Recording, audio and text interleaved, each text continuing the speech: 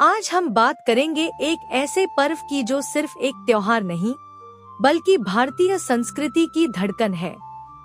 जी हाँ, हम बात कर रहे हैं जन्माष्टमी की, वो दिन जब धरती पर भगवान श्री कृष्ण का जन्म हुआ था।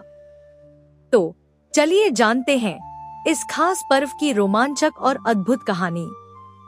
कहानी शुरू होती है द्वापर युग से, जब कंस नामक एक अत्याचारी राजा मथुरा पर राज करता था। कंस की बहन देवकी की शादी वसुदेव से हुई थी। कहते हैं कि जब कंस अपनी बहन को विदा कर रहा था, तभी आकाशवाणी हुई कि देवकी का 8वां पुत्र ही उसका काल बनेगा।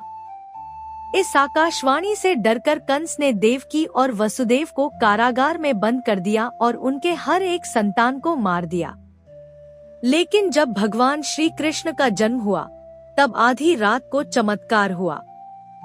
जेल के द्वार अपने आप खुल गए, सारे प्रहरी सो गए और यमुना नदी ने अपने जल स्तर को इतना कम कर दिया कि वसुदेव जी आसानी से श्री कृष्ण को गोकुल ले जा सके। यह दर्शाता है कि जब ईश्वर का अवतार होता है, तो प्रकृति भी उनके पक्ष में होती है। वसुदेव जी ने नवजात श्री कृष्ण को टोकरी में रखकर यमुना नदी पार कर गोकुल पहुंचाया, जहां नंद बाबा और यशोदा ने उन्हें पाला। गोकुल में कृष्ण जी का बचपन भी कम रोचक नहीं था। वो अपने माखन चोरी के कारनामों से पूरे गोकुल को हंसाया करते थे। गोपियों के मटके फोड़ना और उनके साथ रास लीला करना, उनकी बचपन की शरारतें आज भी हमारे दिलों में जीवंत है। लेकिन उनके इन नटखट कारनामों के पीछे एक गहरा संदेश छुपा था, सत्य और धर्म की रक्षा के लिए लड़ा जाने वाला युद्ध।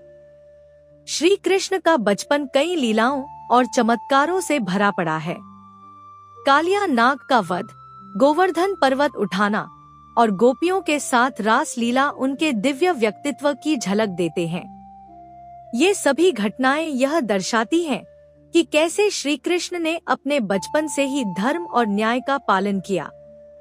जन्माष्टमी का पर्व हमें यही सिखाता है कि भगवान श्री कृष्ण का जन्म केवल एक अवतार का जन्म नहीं था, बल्कि यह धर्म और अधर्म के बीच की लड़ाई में धर्म की जीत का प्रतीक था। जब भी अधर्म अपने चरम पर पहुंचता है, भगवान धर्म की रक्षा के लिए जन्म लेते हैं। जन्माष्टमी का पर्व खासकर उत्तर भारत में बड़े धूमधाम से मनाया जाता है। आधी रात को मंदिरों में श्री कृष्ण का जन्मोत्सव मनाया जाता है। भजन, कीर्तन, नृत्य और दही हांडी जैसे आयोजन इस पर्व की रौनक को और बढ़ा देते हैं। दही हांडी की परंपरा खास तौर पर महाराष्ट्र में देखी जाती है, जहां युवाओं की टोली एक दूसरे के ऊपर चढ़कर ऊंचाई पर टंगी हांडी को फोड़ने का प्रयास करती है। लेकिन जन्माष्टमी सिर्फ माखन चोरी और दही हांडी तक सीमित नहीं है। इस दिन लोग व्रत रखते हैं, रात को मंदिरों में जाकर भगवान श्री कृष्ण के दर्शन करते हैं और उनके जीवन से प्रेरणा लेते हैं।